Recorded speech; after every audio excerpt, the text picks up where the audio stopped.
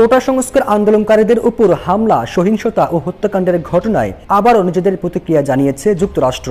ব্রিফিংয়ে কোটা আন্দোলনের সমন্বয়কদের নিরাপত্তা হেফাজতে রেখে জোর করে বিবৃতি আদায়ের প্রসঙ্গ উঠে এসেছে। বাংলাদেশের শান্তিপূর্ণ সমাবেশের স্বাধীনতার প্রতি যুক্তরাষ্ট্র দৃঢ় সমর্থনের কথা পুনর্ব্যক্ত করেন মার্কিন পররাষ্ট্র দপ্তরের মুখপাত্র বেদান্ত প্যাটেল।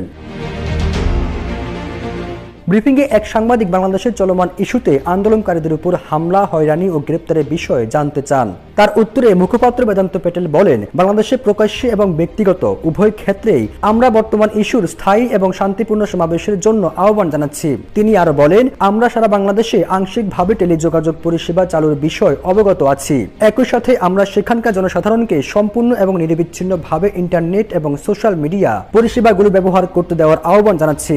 এর ফলে মার্কিন নাগরিকদের পাশাপাশি বাংলাদেশের নাগরিকরাও গুরুত্বপূর্ণ তথ্য জানার সুযোগ পাবেন।